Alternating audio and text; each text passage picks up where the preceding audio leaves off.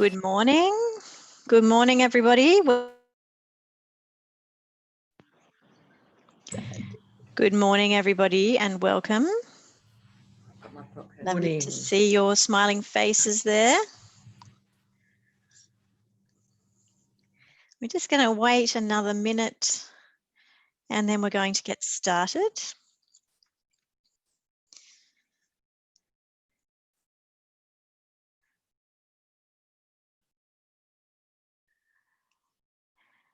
So I think we'll get some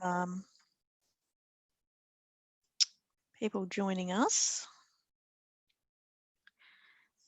Oops, sorry, my fault. Good morning to those who just arrived in the room. Welcome. If you are able to or want to, you can change your name with the dots on your face in the video. You'll see that I've changed my name there to Rosie2211 so that you can see get a feeling for my profile. You can also see that I have shared my most descriptive word, and if I was facilitating you guys as a group and you'd come back for a second session, I might get you to share that so that we could all find out what is the one word in your profile that's quite important to you, your most descriptive, sometimes I call it your non-negotiable, your best friend and your worst enemy. That word can be a lot of different things. But you're welcome to share as much or as little as you like. Welcome to those who continue to join us. I can see it. So I'm looking over here because your faces are here, but why don't I just try and move your faces a bit closer to my camera so it kind of looks like, I'm sort of looking at you in the camera. That's better. There we go. Good morning, everybody. Welcome. People still joining us. Hi, Carol Ann. Hi, Deborah. Hi, Katrina. I see some.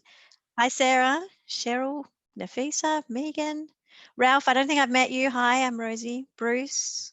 I can't remember if we've met. You look familiar, but nice to meet you. Oh, now the screen's changed. I've got different faces there. Good morning, or afternoon, depending on when you're calling in from. Welcome. We're going to get started, and I'd like to welcome you today to the PD session on lessons learned from the year that was 2020. Specifically, though, how to become a more effective online facilitator. We've got 90 minutes together, and my name is Rosie, or my full name is Rosamy. So you can see my email address there. If you ever wanted to get in touch with me, please feel free to write that email address down and you are welcome to send me an email. If you don't know me, I am an educational consultant and a psychologist. I usually say, please don't hold that against me. And a couple of years ago, 4 or 5 years ago, I was asked to create a completely online program. And my initial response was, oh, but what we do can't be run online. You know, we're so much about the people. We're really about connecting and being in the room. And but I'm never one to shy away from a challenge. And I went back to uni and I studied a Masters of Learning Science and Technology, which was all about how to transform and understand the psychology of learning, the strategies of learning, the behaviors of learning, and linking those to an online learning space. So that was 4 years ago, and as a result of that, we have at least a Herrmann online certification that we run, which some of you I know through that program. Nice to see you again. And we also have other tools, and then I use that in my other work as well as a psychologist. I am here today to share some of that stuff with you, and also to hear what you have found has worked over the last 12 months and what we can learn moving forward, and how we can keep ourselves employed for the next 12 to 24 months and make sure that we are still valuable and contributing members of the workforce. So that's really what today's about, and a bit of background on me. I know people are still entering the room as I am introducing myself. You are welcome to change your name using the camera, the dots in the camera icon. You can give yourself a preference code. You can tell us your most descriptive words. You can tell us whatever you like about yourself in that little name box there. So let me, what should I say next? Well, actually, let me be authentic. I'm working from home in the lovely state of Brisbane. We have 2 cats, a toddler, and a rescue dog in the background. So just full disclosure out there, that's what's happening in my home life. And so one of the things I find about working online is be authentic. Tell people, you know, what's happening in your world. At least give them the understanding that it's not going to be the same normal that we had when we were in a professional working environment. So be authentic, and you may hear a dog or two in the background. While we wait, let's get technical. You're going to see my slides today color coded. If you can turn your webcam on and check that your microphone is working. Well, we don't really need to do that. There's going to be about 100 people here today, and but I still want to show you and model some of the types of activities we can run with smaller groups. So we're going to see how it goes. We might break Zoom. Just putting it out there. We might break Zoom, but that's okay. We're going to test it out. There is going to be a link to a digital document, which if you know me or have worked with me online, you'll know my love of digital documents as a way to help us capture our thinking as a group of people. So I've prepared this document earlier and in Google Docs, and some of you are going to be able to access it and some of you are going to have Google blacklisted and you won't be able to access it. That's okay, I'll send it to you later. Let me go find the chat. In the chat, I'm going to, everyone in the meeting, I'm going to copy that document. Now, you're welcome to go click into that document. And what I will find is we may also break the document. I've never done this with 100 people. You know, my groups are usually about 16 people, 16 to 25 people. So we'll see how it goes. But I wanted to give you an authentic experience of some of the tools I use when I facilitate online. So we are going to head into this document at certain points. I want you to think of it like our digital whiteboard. I mean, flip chart. You know, in the old classroom, those days, you know, 12 months ago, where we used to stand up the front and draw on a flip chart and capture our thinking. Well, we can't do that anymore. There are digital tools that are now enable you to do that. There's different apps out there, but this one I find cheap and quick. And so it's basically an editable Google document that you will find if you go down to these dot points here, you can edit, and we're going to be using that later on to capture some of our thinking. Next, okay, the other thing I would like you to do is to access your HBDI digital profile. And if you haven't accessed your HBDI digital, now is the time to do so. This is a fantastic tool for online facilitation, so we're going to go there. To get to the Thinker portal, you need to go to the URL journey.hermannsolutions.net. That's the URL you go to. And when you get to the URL, you have to sign in. So you have to remember your logon credentials. Maybe write them down. I need help with that. When you get in there, you're going to see the Thinker portal, which looks like this. So you probably need to open that in the background. And we'll come back to it and explore what's in here, because this is one of the digital tools that can help you. No worries, I can see some messages coming in there. Okay, I'll come back to that. So open up your digital profile. Maybe in the chat, Chris, I've got Chris moderating. If you would like to type in the URL for me, https journey.hermannsolutions.net, so that you can click straight into that. Now, while Chris is capturing that for us, thank you. What I'd like to know from all of you is what would make the next 90 minutes amazing for you? What would make the next 90 minutes amazing for you? Just, is it a word? Is it something you've come here for that you'd like to get out of today? What is it? Just capture that in the chat for me. Hi, Amanda. I can't see your faces. Sad reality of Zoom. I'll click through some faces. I see you there, Amanda.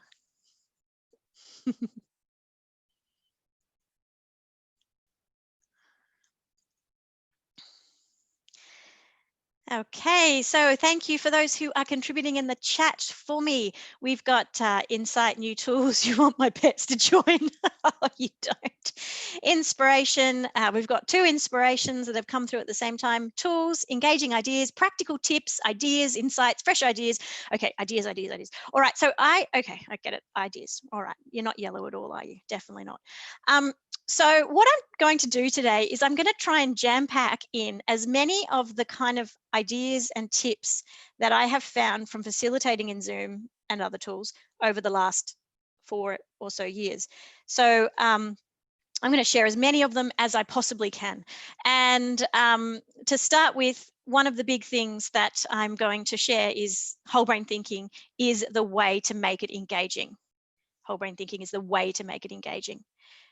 So you can figure that one out as I go through my slides. Let me go back to my slides now. Here is a great activity. And as I said, we might break Zoom because I haven't done it with large numbers, but let's try. We are going to find out where everyone lives. So to do this, you need to go to the top of your screen where you will find the annotate tool. Now, when you go to the top of your screen, you're going to see that green bar that says you're viewing my screen, and then you're going to see view options, and there's a little arrow. You click on that arrow. When you click on that arrow, you will find an option that says annotate. You will click on that annotate option. And when you get there, you will find a stamp, a heart, a star, something. Please don't text, just star, use the stamp, please. And go and give yourself a stamp or a star where you are located. Oh, we can see them popping up. Oh, someone lives in the white space. That must be fun. I bet that was Michael Morgan. Is that someone with a very strong yellow? Breaking my rules. All right, we have people in Auckland and I think maybe Wellington. We've got Hobart. We've got Melbourne. Welcome back to the world, everyone in Victoria. We are so happy to have you back and open. We've got Brisbane. I'm in Brisbane too. We've got Sydney. We've got Perth. Do we have anyone up in, oh, I don't have, I'm missing some countries up the top there. We don't have Hong Kong. We've got some people from Hong Kong. Where's Hong Kong? Oh, there it is. Found it. Sorry, my geography is pretty poor. My husband gets frustrated with me. So this is an activity you can use with your own groups if they are from diverse countries. Perhaps we've got diverse countries, but you could use this stamping activity with any kind of exercise. I'm going to use it again later. But welcome to everybody. KL, Kuala Lumpur, Singapore. Well, welcome. We're very happy to have everybody from all over the world and some probably countries I have missed here. So we are excited to share our insights across APAC. Oh, look what happens. So you do need to clear the annotate. So I think I can do that. Thank you. Chris did that for me, I think. We're going to come back to annotate later. So that was a quick practice with annotation. What are we going to do for the next 90 minutes? 4 things. Everything comes in 4 in whole brain thinking world. We're going to reflect on our experiences, aren't we? Yes, we are. Oops. Hang on. Go away, annotate tool. I love it and hate it at the same time. Come on. We're going to reflect on our experiences in 2020. Not all of them. They're pretty diverse, I imagine.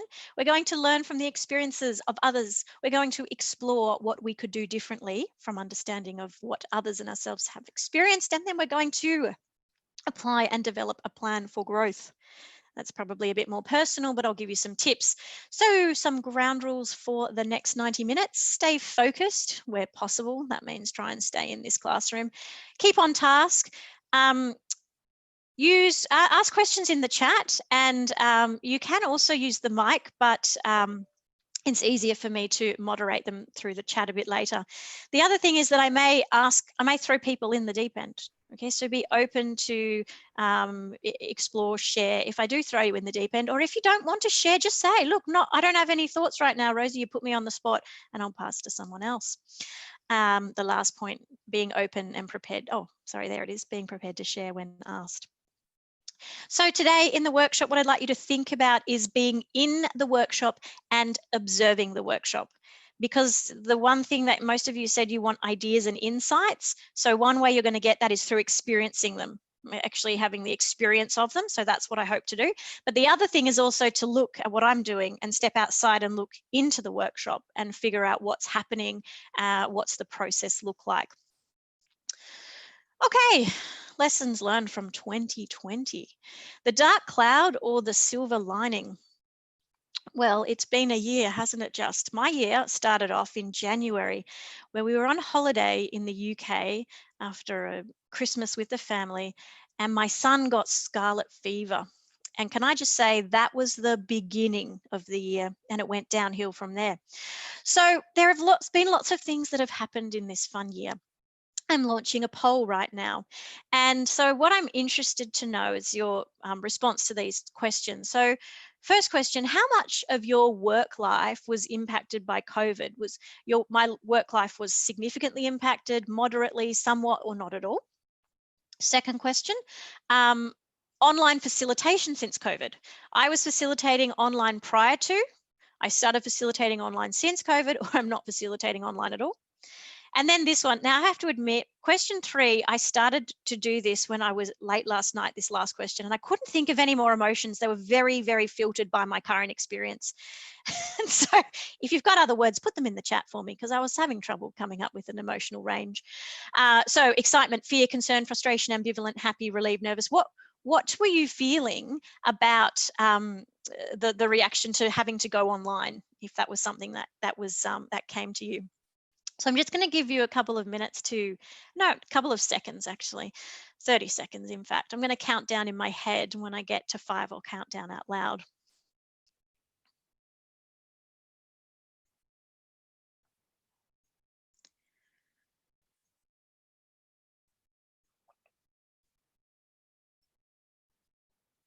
Go team. We've got 74% voting. This is a really high record. Sometimes we get like 50% participation in the polls. Come on, let's get to 90. Come on, we can do it. We can do it. Oh wait, hang on. My backup computer is probably impacting that. One thing that I do use a lot of is a backup computer, and I'm going to talk about why later. Here we go. I've submitted. Yes, I was impacting the votes. Sorry, that was my fault. Okay, I'm going to end the poll now. We're up to 90 or 89% voting. So some of you are either having a snooze or multitasking. That's okay, I don't mind. All right, so the poll is going to be shared. Hopefully you can see that now. So we've got 52% saying work was significantly impacted by COVID today. We've got 32% saying moderately impacted, 16%, so 7 people saying somewhat. No one has said not at all impacted by COVID. No one has said they haven't been impacted. Then we've got the second question. So about facilitating online, because that was really what I wanted to talk about today. I was facilitating online prior, so 25%, so 11 people out of that. Started facilitating since COVID. And for those of you who had that, I admire you, because, you know, I had 2 years head start, okay? So congratulations to those. And then we've got 25% not facilitating online at all. We have feelings. Excitement, 34%. Fear, concern and frustration, ambivalent, happy, nervous. Why is nervous red? Is that the highest? Is that why? Yes, it is. Okay. So the most common response out of those was a bit of nerves. So I think what I want to share today is, as the title says, lessons learned from 2020. And this is because, you know, I'm going to stop sharing that now.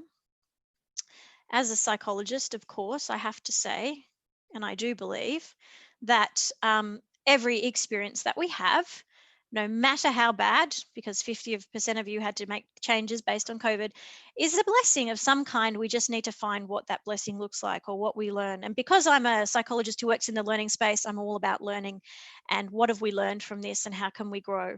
So I want to come back to that and share that. So let's think about the lessons learned now. Now, let me just go quick recap. I don't want to make you motion sick, but I do want to recap my introduction. I've taken 20 minutes to introduce this session. What have I done? Just recap. I talked about a big picture. I did a poll. My green slide was about an agenda and structure and rules. My red slide today was about sharing where you're from. And my blue slide was getting technical. Okay, so I just moved back forward now. So lessons learned from the experience, what were they? We know that whole brain thinking is a lens. We already know that, we use it a lot. And so why not use it as a lens to help us make sense of this COVID world? One of the great things that COVID has done for us is give us a context. When we debrief the HBDI, when we talk whole brain thinking, we always talk about how important it is to have a context and to have the conversation of debriefing within that particular context. And so now when I start my debriefs, I'll say, well, what's impact has COVID had on you and your work and your home and your life? And it's fascinating when you go back to the profile to see how those patterns are playing out in relation to the profile. So we can use this model as a lens to make sense of COVID. I'm going to share 4 stories, 3, I can't share 3, I've got to go all quadrants. I've got to share 4 stories about things I've heard out there, and you're welcome to share any in the chat as well. But these are stories you can use in your own conversation. So one of let's go local. Our local chemist was selling hand sanitizer pre-COVID, and I used to buy it. I think it was like $3.50 a bottle for those little ones, and I can't remember how much it was for the big ones, but I didn't even blink at the price. And then COVID hit March, April. I went to the chemist and I found that they were selling those same little bottles, $15 a bottle. Now, I wasn't the only one who noticed this. In fact, a whole Facebook group book noticed this, and this poor chemist, well, poor, I don't know if I want to say poor, but in terms of that red quadrant and the community relations, what they were doing, they got blown out of the water because they were price gouging and doing all these things. So in the red quadrant, you know, how has an organization cared for its customers, cared for its staff, communicated effectively? What's going on in that communication, in that understanding? And there are lots of stories that you're going to hear in that red quadrant. One of the organizations, a travel organization that will remain nameless, but you might have heard it in the news, said that, you know, you have to pay the fee for cancellation, irrelevant of whether it's COVID related or not. And the media went ballistic because these people who had paid, you know, $80 for a flight had to pay a $250 cancellation fee. And so, you know, what's happening to the red quadrant? What's happening to the care about the organization? So that's really the impact in the red from COVID. The impact in the blue is pretty clear because it's about the money. A friend of mine is a prosthodontist. That's a dentist who fixes bad dental work, and he was shut down during COVID, as were many dentists. And so he's got all this money that he's having to pay out and no money coming in.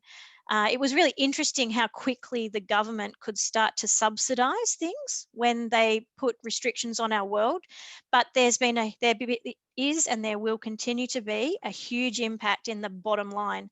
And it's one of the things that threatens our industry, in that if the powers that be have figured out that we can facilitate online, why are they going to get us in the classroom anymore?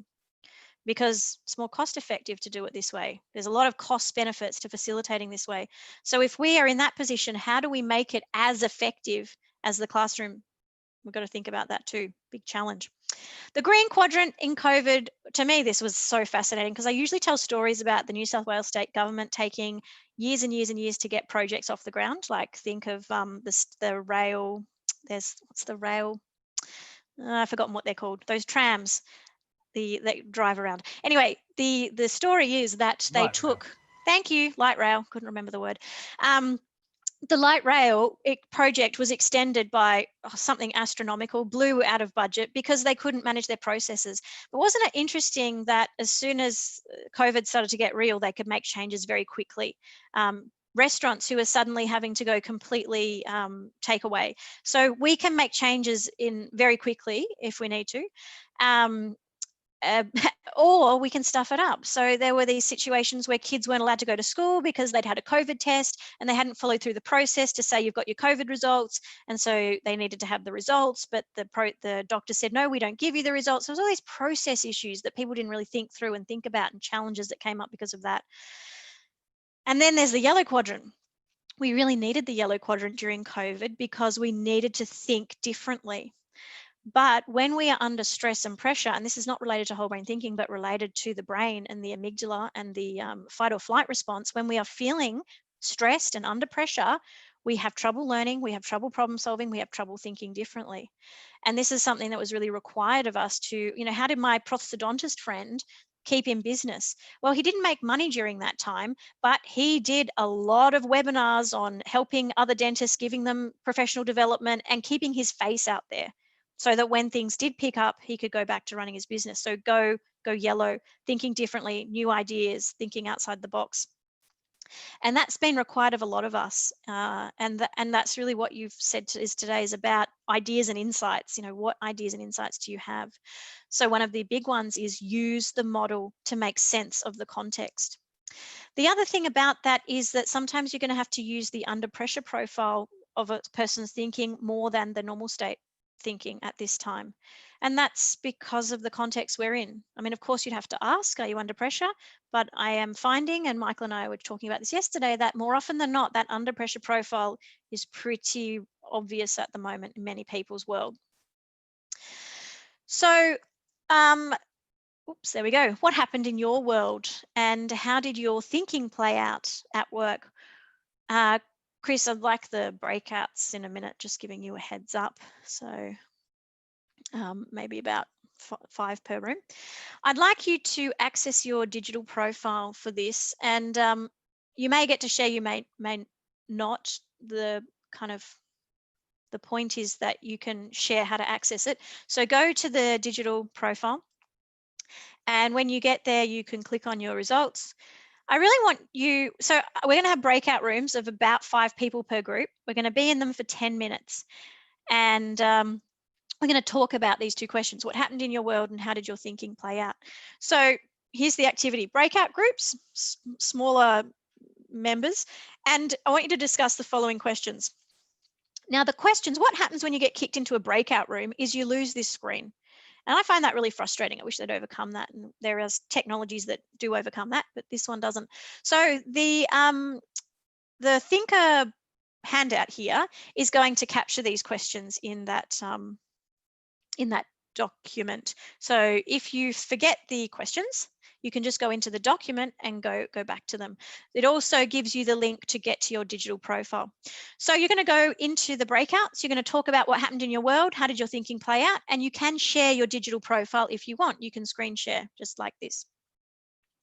You are able to capture any insights, because that's something you said you would like. Capture any insights you have on these dot points. So because lots of people could be contributing, pick a dot point and say, my insight was travel. I miss travel. I miss travel. I miss planes and planes. I don't know. You can type it in there. And then we're going to come back as a group and share. So what I would like you to do is give me a thumbs up or a yes in the chat that this activity makes sense. I can see some of your faces. I can't see everybody's face. And I'm then going to send you into breakouts 10 minutes, talk about these questions, particularly insights, and then we'll come back to the main room. Feel free to start the breakouts when you can. The breakouts are open. You need to click join breakout room to head into that breakout room. Okay, we'll take out the travel planes because that was me. Welcome back. Welcome back. Some of you may be joining us back in the room. Good to see your faces back in here. Might take a little minute for everyone to join us. Welcome back into the main room, out of the vortex. That is the breakout rooms. So thank you for, sorry, I should have just, Chris in the chat, they shut, or was it a countdown still? 10, Okay. 6, 5, 4, 3, 2, 1. Okay, so everyone should be coming back into the main room now. I thank you for, we didn't break Zoom, so this is great. We can, don't tell my boss, he happens to be on the line, because that means he's going to want me to run more people in a group. Ooh. Okay. We've got some great insights that we've shared here. We've got what happened, so things like people showing up, polls, lots of testing, make sure the technology works, ground rules.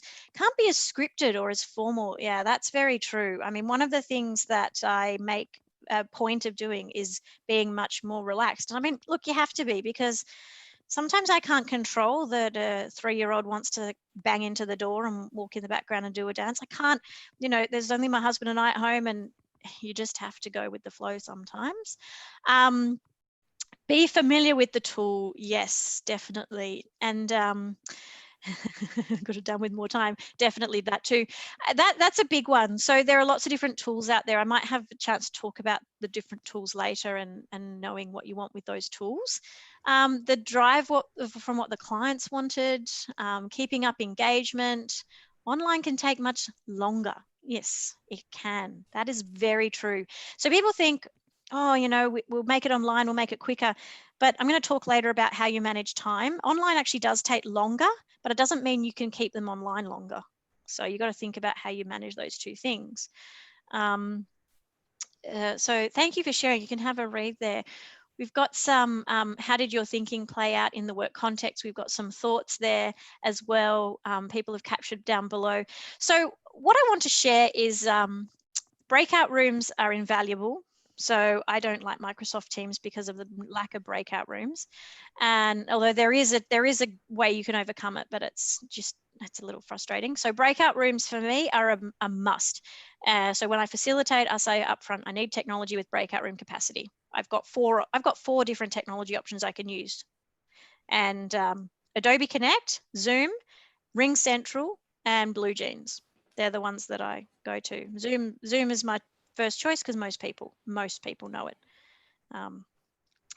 So yes, that can be a challenge. The second thing is this digital document is a great way for me to keep track of you in your breakouts. Now, not every single one of you know, but that you're working, that you're thinking, that you're contributing, because I'm not in there. I can drop in, of course, but as I was sitting here, I was watching all the comments come in. It was a great way for me to see the thinking that's happened. If you've been in my online certification, you will have seen this in action already. So the other thing that I really wanted you to think about was your profile and how that was playing out. Let me move on. I'm going to say that you can go back and read some of those a bit later. But I want to throw someone in the deep end. Can't see her, Sarah, this is you. If you're still happy to share about the experience of shifting from virtual to online, or the experience of COVID. But Sarah said that, you know, look, I've had an experience and I'm happy to share. So if you wouldn't mind, Sarah, just sharing your experience at this junction. Thanks, Rosie. Yeah, I'm happy to share. Thanks, Sarah. And I was just talking a bit in the breakout room then as well. Yeah, you can see my profile's 3111. So as you can imagine, I was absolutely horrified when I realized I was going to have to do something technical and online, but took the plunge. And I must admit now, 8 months later, I absolutely love it. I think overall, the flipped classroom approach and all the resources that Herrmann had already put together on that definitely works for me.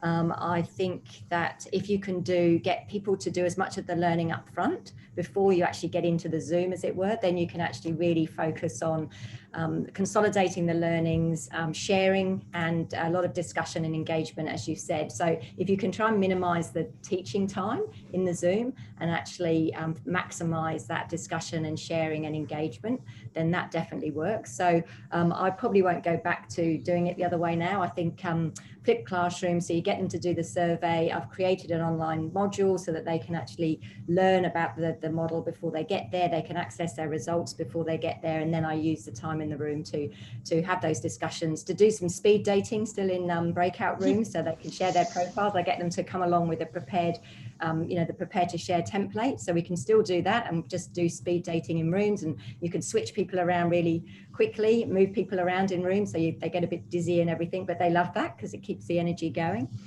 A couple of other sort of, I suppose, smaller tips that I've used as well, which I got told quite early on. I always log on to the Zoom meetings on my phone as well as a participant.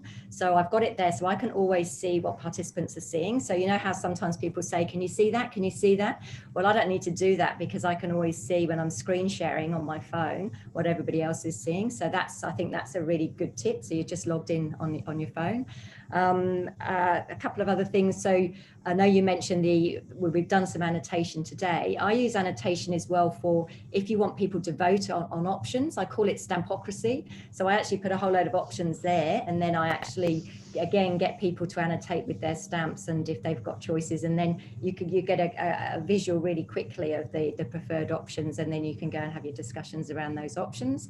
So those work pretty well. The other interesting thing I learned the other day, and I haven't been doing this so much, but particularly when you've got a smaller group, I was told actually to encourage people to actually leave their sound on, because you know how normally we say mute yourselves, because they were saying that actually those natural sounds actually help your brain function more. And when you think about it, sometimes when you are in a Zoom, there is this deathly silence until people feel comfortable to start contributing, and that's not really natural. If you think about it, when you're in a room, there's always going to be some background noise. So as long as there's not sort of someone drilling next to someone's window in a Zoom, I think it is quite nice to have a little bit of natural noise. So I don't know what your experience of that's been, Rosie, but I'm trying that now when I've got smaller groups. But overall, I think yes, I still learn little tips and tricks about how things work, as probably every Zoom meeting I still have.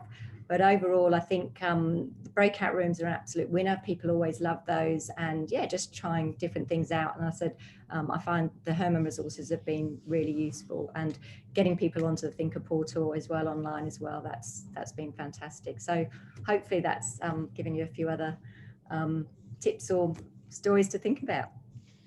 Thank you so much, Sarah, for sharing. That's amazing. And it's so nice to hear someone else's voice on the session as well.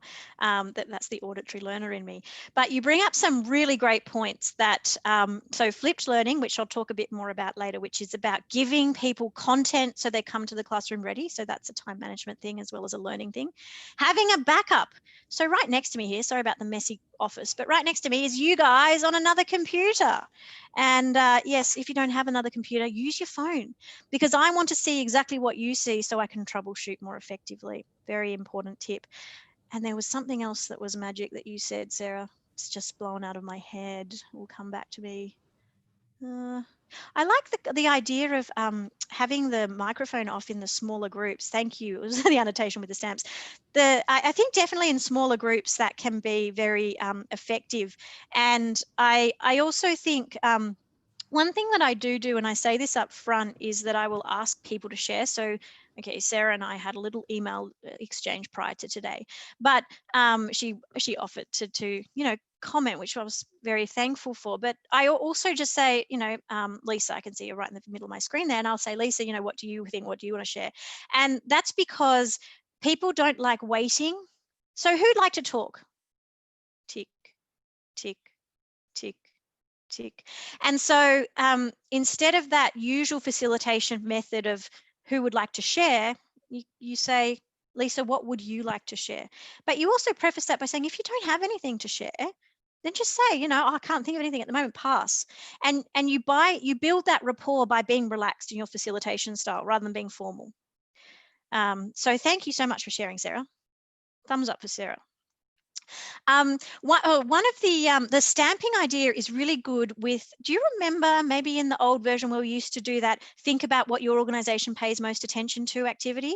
Now, if you don't, I might run another session around it next year, but it's a way to identify how you think about your organization, and you can use the stamping tool in that task. So that's a great way to get the discussion happening.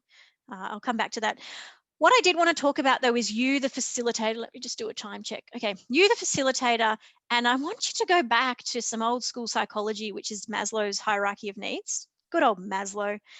I really wanted to, what I wanted to share is something that I talk about in terms of motivation and emotions and connection, and also how we get motivated to do things we don't want to do. Back to my poll results, it was like 50% of you had to facilitate since COVID, and the most common response about what you were feeling was nervous. I think Amanda said in the chat, you know, on average, our facilitators, on average, of course, are very red yellow. And if I wanted to go even more into depth, I could say on average, the least preferred cluster of our facilitators is technical. The least preferred word, technical. Now, this really frustrated me so much that personally, that I went and did the master's degree to get technical, because I don't like not understanding things I don't understand. But how do you get the motivation to do the thing you don't prefer? Technical is a thing, you know, we might not prefer. How do we get the motivation to do it? Well, there's much more to motivation than this, but I wanted to use this as a model to just explain what we need to think about in terms of, I guess, being motivated. So I'm using Maslow. There's more to it than Maslow, but I want to talk about what he says and how we can link it to COVID. Because I think this could link to you in work. It could also link to you in your families. It could link to you and your children. That's why I find it interesting. So reactions to COVID, when something changes in our world, our brain fires off, the amygdala sets off, and we go into this state, a fight or flight response. There's a whole lot of neuroscience that happens behind these situations of change, reactions to change. Now, whether we sink or swim is related to what we do with that. So how we respond, you'll know that. It's not what you think or what you feel, it's how you respond that makes a difference. But there are things that are going to get in the way of your ability to respond. And we're going to talk about his hierarchy.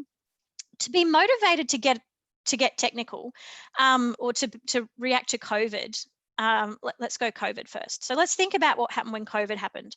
Well, COVID created a situation where, let's start at the top of the triangle and go down. Our autonomy was controlled. So we couldn't go out when we wanted. We had to wear masks. We had to stay home. We had to work from home. So autonomy is actually one of the it's the top of his triangle, and it's one of the most important aspects of motivation. Having autonomy over, there's 4 things he talks about, not him, someone else. Your team, who you work with, the time it takes, the task you need to do, and the technique. So humans are motivated by having autonomy. Think of a toddler. I've got one, that's why it comes to mind. You know, the toddler wants to go to the toilet when he wants to go, how he wants to go, at the time he wants to go, and with the people or without the people he wants to go with. All humans want autonomy in that way from a young age. And then the toddler, he wants to master going to the toilet. Now, in terms of COVID, how can we develop mastery of something when our autonomy is controlled? How can we become good at something when we don't have that freedom? To be motivated, we need respect and recognition from others, or it comes internally. How do we get that when we all work at home in our own environment? What does that mean for our self-esteem? Because we're not getting that recognition and respect. How do we feel about ourselves? Belonging and connection is an important part of motivation, and we are, again, isolated, not face-to-face, not physically, tactilely, kinesthetically face-to-face. I can see some of you, but I can't touch. Safety and security is a big one. We are motivated to seek out safety and be secure. And so a lot of the reasons that we do the things that the government tell us to do is because we want to keep safe.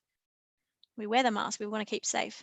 And our physiological needs for motivation, they relate to the basic needs that we have for shelter, food, water. So in terms of reactions to COVID, our physiological needs are probably okay unless we're homeless. Our safety and security is at threat, because there's a disease out there that's uncontrolled, and there's threats, not just physical safety, but financial safety, all of those things. Belonging and connection is at risk because we're told how to connect and how to engage with others. Don't touch them, don't kiss them, 1.5 meters. What does that mean for our self-esteem and how we feel? Our mindset, self-esteem is related to optimism. How do we get the recognition and respect for things that we're doing? Have we even got there yet? Because, well, some of these bottom things on the triangle aren't even happening. Can we become a master to create autonomy? So we can put this triangle into lots of contexts, and reactions to online facilitation. So physiologically, I would say here, do you have the tools? Do you have the understanding of the tools and the way that the technology works? Do you feel safe in using the technology? Do you feel secure and comfortable? Who can you connect to help you? Are you having success? Are you optimistic about this? Is it working for you? Are you developing mastery in working online, and do you have autonomy? So if you're finding that any one of those categories could be challenged for you, it's going to impact your motivation. It's going to impact your mindset. And the reason I'm saying this is one of the biggest things that I was confronted when I started talking technology before COVID was, nah, not for me. I like face-to-face, can't do it. The biggest thing that happened once COVID hit was, oh, I have to do it now, but I don't know how to do it effectively. And so when you have to make a choice and you're in that stressed mindset, it's harder for you. So, and these are some of the things that could be getting in the way. Not knowing the tools, not feeling safe and confident with them, not feeling connected. So there's much more to motivation than this, but what I find is that Maslow's model can provide a bit of an insight into why we do the things we do and why we don't. So when I first started in technology, the reason I didn't is because I didn't get it. I didn't feel safe and secure and happy in that space. I didn't connect with anyone because I don't speak technical language, better now. It didn't make me feel good because I never had success at doing it because I wasn't effective. So these are the things that we need to think about personally ourselves. So how can we explore what we can do differently? Set ourselves up for success when facilitating. So my next breakout is really about what's worked and not worked. So, we kind of discussed what's happened, but this activity is another step further in. If you move down the document to about page 4, each of you is back in the same breakout room as before. But this time I'd like you to think about a tip, a trick, an insight, a tool, or an activity that could help someone else. So Sarah shared some great ones, I've shared some great ones, and I imagine there are about 50 million other ones and ideas out there that you have that could work for online facilitation. So I'd love to have at least one idea per quadrant. So, we could include some of the things we have already, like use 2 computers or a phone and a computer, or use breakouts. It'd be great if we had more. So one idea per quadrant, capture your thoughts in the document, and then hopefully we are going to have a plethora of ideas and insights to help us facilitate online, to help us develop this skill of online facilitation. So does that make sense? Can I just get a thumbs up, or in the chat, just give me a yes, that makes sense.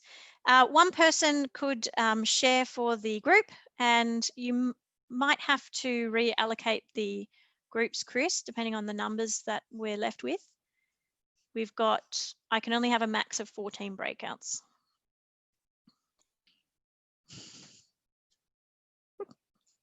Chris, good to see you again. Been a while. Welcome back. People are joining. Well, there's my timer. Those who know me know that I actually put the timer on because I lose track of time. That's my green tip for you. Put the timer on. Welcome back, team.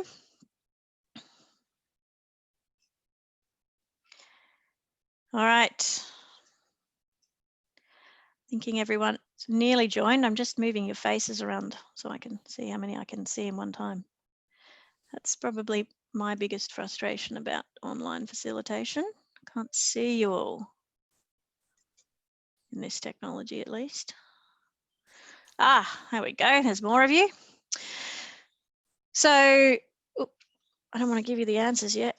Come on. So welcome back, everyone.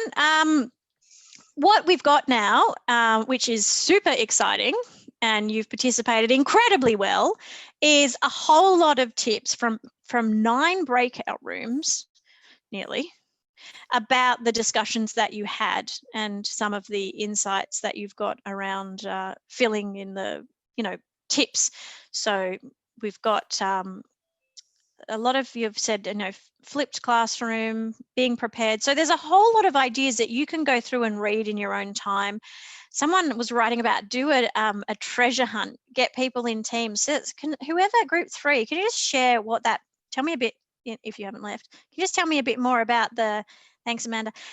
Tell me a bit more about that treasure hunt idea, because that sounds fun. Yeah, well, that was my idea, and it's just an idea at the moment because I haven't done it yet. But I'm designing a program that's fairly lengthy for emerging leaders. And the idea is that you put people in breakout rooms so that they're in teams. So it's about team effectiveness essentially. And you give each group the same list, the same handout with 20 or 30 items. And the team have, 10 minutes to find all of those items. And the team that comes back into plenary first with all the items is the winner. So they actually have to work together as a team in the breakout to work out how they're going to do it.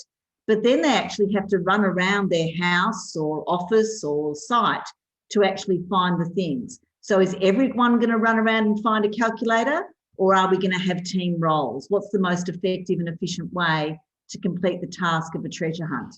And you could make it really tricky if you wanted to, like find a garden gnome. You could have some things that are really easy, like a calculator or a paperclip. But then as they go down the list, the things could get harder and potentially trickier to find. Yep, great. I think thank you for sharing, Deb. That's a really good idea, because sometimes getting people out of their seat is really important, because we sit. And I was saying, when you guys were in the breakout, Zoom fatigue is a real thing. And, we are going into meeting. So ways to break that up are great ways to do that. I'm not going to go through every option here. You've got access to this document. As I said, I'm going to send it in the follow-up email later, after maybe tomorrow. But there's a lot of good ideas, stories, having a co-host. We've got blue-green ideas. We've got red-yellow ideas. I'm going to just share some of the things that I don't know everything, definitely, but some of the things that I've found have worked. And these are things that come from pre-COVID and post-COVID. What was interesting, a quick story to share, is that some people said, oh, it must be easier now that everyone's online to run your online workshops. And I'm going to tell you, it's harder. It's actually harder. Pre-COVID, people who participated in online workshops usually chose in some form to be in an online workshop. And remember that part of motivation, which is called autonomy. You choose, you make a choice. So when people make a choice to do something, they're usually more motivated and engaged. When people are told to do something, less motivation, less engagement. So ironically, COVID made it harder. So I had to become better at creating that motivation and creating that engagement into the online working. So that was nice challenge. Let's go to some of the things that I want to share, and then we're going to wrap up with some of the actual tools. Use technology and the digital tools available to you. So that means, figure out the technology scope and use it, or try it. Like I've tested out. Use the stamping, use the chat, use the voice. Slido was something that another group mentioned. There are other apps that you can use. Use a digital document and really understand what the technology provides. Clarify that technology up front. If you want to use stamps, you've got to have technology that does that. If you want to use breakouts, you've got to have technology that enables that. And so sometimes you have to actually request the capacity you need, and you're going to butt heads with IT who say, no, we don't use Zoom because it's not safe and this and that. You're going to say, well, I need this technology to run effectively. So you're going to have those conversations which involve, this is the scope we need for the engagement we need. And so that's quite important to understand the scope of the technology. And that, oh man, it almost requires a degree in itself. But what you're looking for, breakout rooms, engagement, face-to-face connections, as in webcam, polls, for example. Do your research. So I don't know if, research, this is probably a bit late now because you've had to change to online, but there's a lot of different tools out there that you can use. And so you can make sure that you do the research and understand the different capacity of those tools by the ones that are going to be the best for you within your environment. So that's probably some of the tips about technology. Get to know the technology, know the scope of the technology, and this links to my green. Manage the time minute to minute.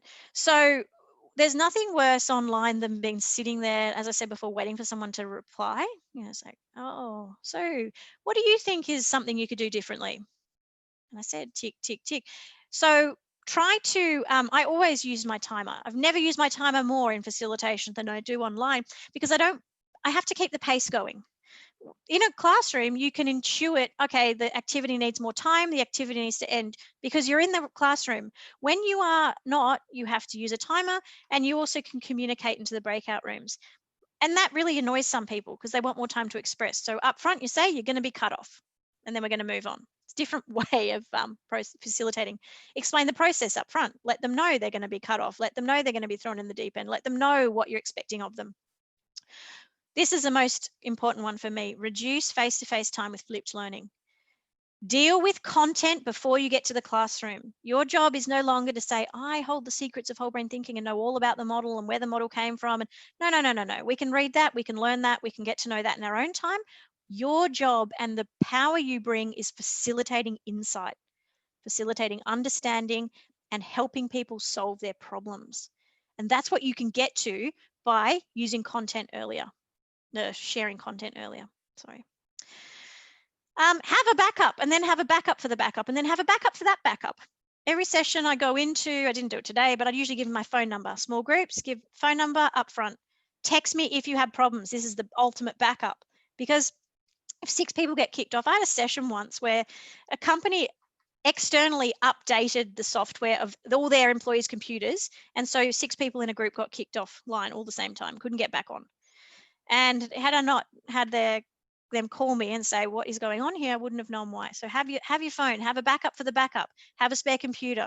Whatever you plan to do, have a backup for that, because the beauty of technology is it works when it works, and when it fails, it is beautiful rather in its failure and the challenges it provides you with. Change the concept of time. Now, by that, I mean, traditionally we've said, oh, we've got 3 hours to learn about ourselves in the Start Thinking workshop. I can tell you for a fact that for someone to get to know their profile and understand themselves is about a 3-hour learning journey. Anyone who's done the eCert program knows that learning is not something that's quick, easy, and tick a box. Learning takes time, learning is a process, and learning is something that you grow and develop. Now, it doesn't mean that we can get everyone to sit in the classroom for 3 hours and learn anymore, especially on Zoom or whatever the technology is. So if you're going to have 3 hours of learning, maybe have 1 hour own time, 1 hour classroom, set up a break or a day or in between, and have another hour later. So change the way that you think about facilitation. It doesn't have to be your standard workshop. It doesn't have to be all the content in one go. And that requires some negotiation with people, because they want more in less time. You didn't learn to ride a bike on your first go. So we still need the time. We just need to reallocate our concept of how we use that time. And that's what flipped learning does well. In the red, ask for help. Find an IT guru. There's people in here that have some really great experiences with technology, and they may be happy to share. And if you want to, you can put your email there, and you're welcome to connect with these people. Use our Facebook group to connect. Check out your ideas with others. Today, some of those things I've done today with big groups, I haven't done before because I haven't had big groups. So they might be working. I'm going to ask you feedback. I'm going to send you a survey tomorrow or the next day, because I want to know what worked, what didn't. I want to change what I'm not doing well. And I always ask for feedback in the session too. So not today because we don't have as much time, but what's working, what would you change, what did you like, what was the engagement like? You can ask these questions to make changes immediately. That means you can be responsive in the moment. This is the key one.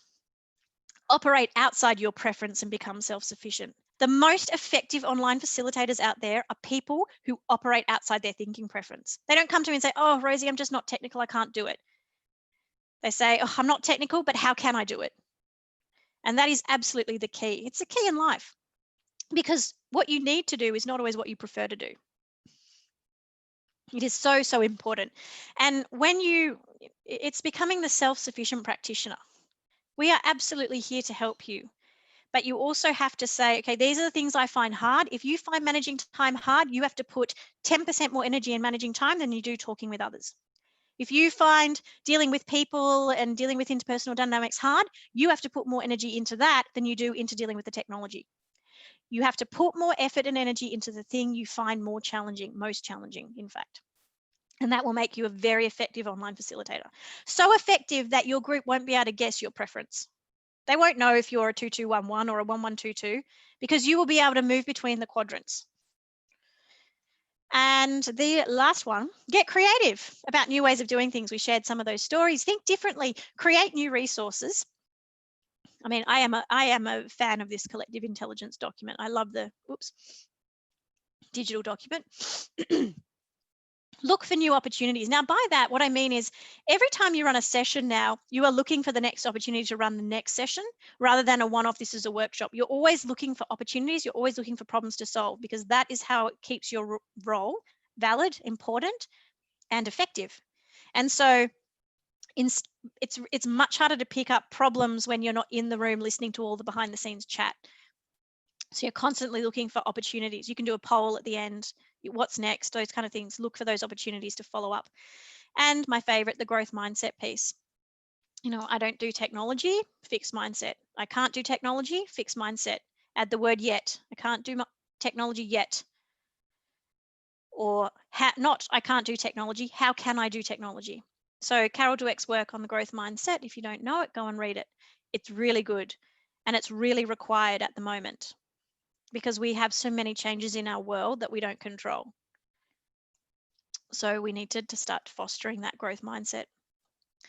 So I want to run a very quick activity because I'm asked about this quite a lot. And so I want to share how you can do it. Here's our preference map. This is not you guys, obviously, but I talk to a preference map. People say, how can I do the, you know, the old, good old brain mat, one of my favorites, one of Michael's favorites. How do I do the brain mat activity with the digital group? Well, this is how. I want you to, hopefully you know your profile intimately. I want you to get the annotate tool back. So back to the arrow at the top, click on annotate. Now this time when you're doing this, I want you to select text. This is where we may break Zoom, right? Because it draws a lot of download. So click text.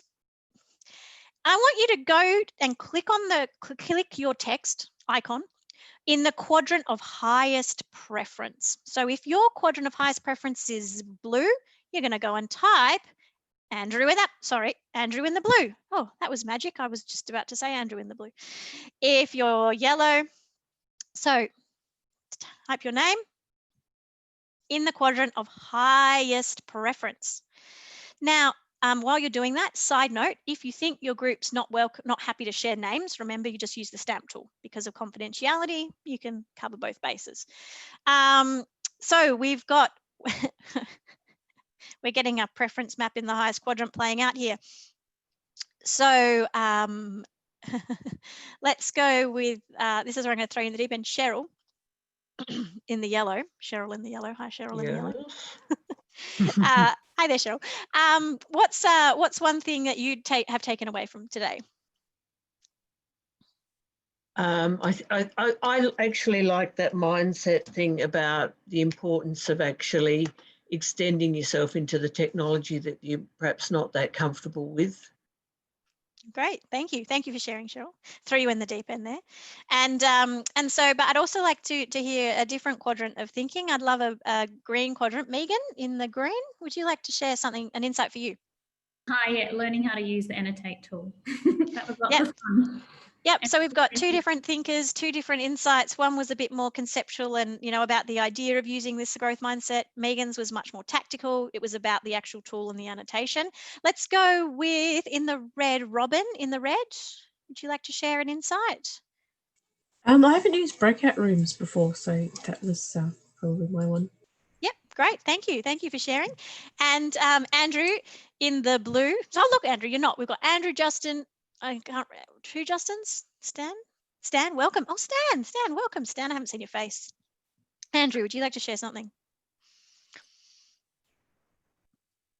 No, I've got a blank. Somebody else will have to do it. That's okay. Stan, would you? So, but very good. So this is exactly what happens in the real world. You know, I don't, but it doesn't matter. I'm not going to, no judgment, nothing. It's like, that's fine. Moving on, because I know I can pick. I'm just throwing Stan in there. Okay, look, I think what I really took away from today was the challenge around keeping people focused has been an issue, and I mentioned it in our group around the demographics that we sometimes deal with, who are technologically savvy, but quite easily distracted. And one of the team members mentioned an idea around an element of the day that we'll always go back to and refer to. That's not necessarily about content, but it might be a certain action or activity that you might do at the start, which you always continue to need to go back to and relate to some of the work and information you've learned. So that's been a good one for me. Yeah. That's a good idea, actually. I think I might use the document in that way, but thank you. Oops, thank you for sharing. Oops. So, okay, that was your most highest quadrant. I could have done it lowest quadrant. I could have done it on average placement. I could have done a lot of different things. I just picked highest as an illustration point, but that's how one way you can start to think about helping the group understand the group. So thank you for doing that. Chris, do you mind clearing that annotation? And also for you guys, also undo the annotation. So what happens if you keep that open? You keep annotating. It continues on. So how can we use whole brain thinking to become an effective online facilitator? 4 things. Use the best quadrant for the task at hand. What I mean by that, if you have to get technical, go technical. If you have to go green, go green. And actually, I usually don't say go green. I say go detailed or go procedural, go practical. Use the quadrant that you need to use and identify that quadrant. Growth mindset is the key in the yellow. You know, you can't do it. Try and identify when you're telling yourself that you're limited. Say, not yet, or how could I? You've got to overcome that growth mindset of this is the way things are. It's not always the way things are. We know things can change based on neuroplasticity. How can we change? How can we grow? How can we develop? Whole brain thinking is an amazing way to do that. You have to actually take action. You know, I can't sit here and just imagine, you know, that I might run online facilitation. I have to test it out. And so my husband sits in the other room and we try things out and we actually test it out. We take action. He's there, I'm here, we're working. And I'm like, oh, that didn't work. This didn't work. You know, you have to build up your community to do that sometimes, but actually you need to take the action. And then they've got to manage the feelings. And by this, I mean, be authentic to yourself. If it stresses and worries you, that's okay, but it doesn't mean you can't do it. You've got to manage your own feelings and your own challenges in doing that. And you know, we can help with that in that we're here to talk about it. We're here to talk through some things. We've got some practitioner meetings this afternoon with practitioners who are facilitating online for the first time. I'm going to send you out a feedback survey to help draw some of those insights out of us and see if we can keep this conversation going, because there's many more ideas than we captured today out there. So how can we apply this? Well, I want to talk about the Herrmann approach quickly. I've got 2 minutes left and I don't like to go over. We've talked about the flipped classroom. Now, what we have coming next year with whole brain thinking is a replacement for what you might know as the traditional fundamentals learning module. So it's basically a self-paced online learning journey that takes individual thinkers through the model, through preference and all these activities. It gives them access to their profile, and then you get into the classroom. In the classroom, it's about application, conversation, discussion, speed dating. It's all activity and experiential. And it's all about understanding themselves within the context of usually work or whatever the context is.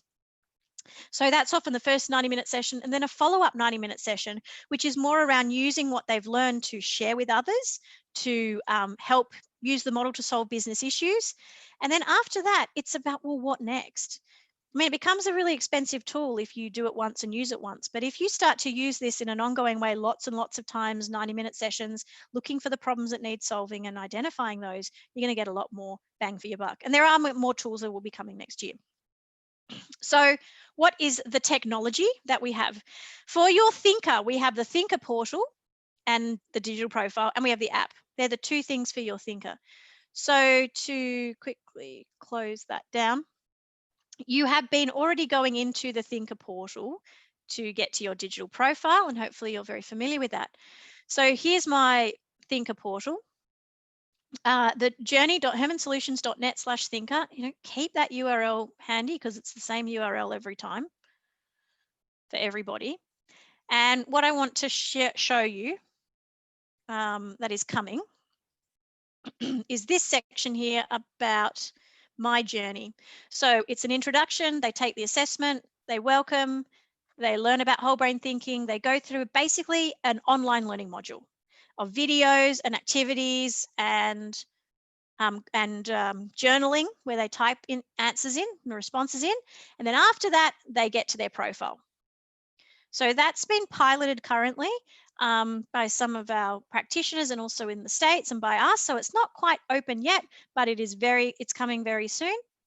And we're interested to know if you're interested in that too. So that's something called the Thinker Journey, and it's basically using the flipped classroom to get to insight and application faster. The other thing to the HBDI app, I'm not going to talk too much about that today. Then I want to talk about the two tools for you, the practitioner. One is the practitioner portal, and the second is Axon. So the practitioner portal is your one-stop practitioner shop. Looks like this. It's where you have resources, you can order products, you can check out events, price lists, on-demand PD, get digital. You know, you should be familiar with this. Go to this. So if you want to be the self-sufficient practitioner, go here, investigate the tools. Axon is the second technology I want to talk about, and Axon is the system that houses the HBDI survey, the reports, and all the behind-the-scenes technology. Now, I've already signed into Axon earlier, and you'll have different access depending on how you signed up, basically. But this is where you start to get technical. So if I want to debrief Nafisa's profile using the digital profile, and I want to get prepped for her profile before I do, I go into Axon and I find her profile.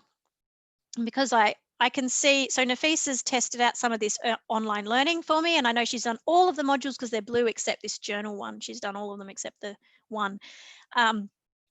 So I can see how much learning she's done. I'm going to debrief her. So I want to get to know her profile. So I go in and I have a look at her profile, her digital profile, before I prep for the debrief. And I use this profile to talk her through her profile. So I use this particular step-by-step process, all online, all available to me when I need it, as soon as I need it. So that's a practitioner portal, Axon. If you want to know more, the first step is to get familiar with the digital tools, become an Axon user. So start to get familiar with Axon, get set up with Axon, have an Axon account that enables you to process that, and access the practitioner portal for resources. Register your interest. If you are someone who thinks, you know what, I'm ready right now for these online tools, let us know. We'll get in touch with you. So to take those steps, we'll send out a survey tomorrow, one, to know whether today was any good for you. Secondly, to get some insight on what you need to do next and what we can do in the future. But I think you've got to think about the two digital tools we have for you. We have Axon and the practitioner portal. Axon is about getting into the Thinker portal, sending surveys, generating reports. So it's your kind of back-end access, as well as the access the Thinker has to their profile. We've got the Thinker Journey, which has the stars next to it. That's coming soon, early next year. And then we'll have more digital tools coming next year from Global, which is exciting. So what will the future look like? Basically now we're doing things, thanks to COVID, we never thought possible. The virtual world is definitely here to stay. Even Sarah said that, you know, she doesn't want to go back. She actually enjoyed it. She's liking it. L&D in all its forms is something that will often be done from home now, because we've had to, and people are not going to want to go back as easily. So the role that you play is more important, and I want you to start reframing your role. Okay, you're no longer the keeper of all the content and information about HBDI. Your role is to facilitate insight, to develop aha moments. Your role is to ask questions rather than provide information that people can get in the portal or get online or Google. So it's all about asking questions rather than telling people about themselves. It's all about teaching rather than training. And by that, what I mean is, I think of teaching as more facilitation, more exploration, rather than here is the skill I need you to learn. Like my mum's a dog trainer, you know, so there's a difference between training someone to do something and teaching them about something.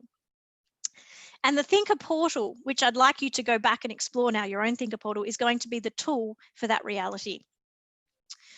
So this is my last slide. In order to grow, we have to choose to see our thinking for what it is and open ourselves to the reality that our preference isn't or aren't always the way to go, or aren't the only way.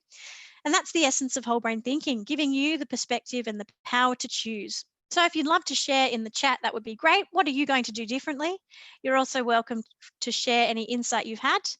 We will be sending out a recording. We'll be sending out a survey. It would be great if you could fill it in. thank you for your time today. And I'm actually going to stay online for the next 10 minutes, 10 to 15 minutes. If you've got any questions, type them in the chat for me, and then I'll deal with any that may come through, and I will respond to them. Otherwise, lovely to see you all, and I look forward to seeing you again online soon.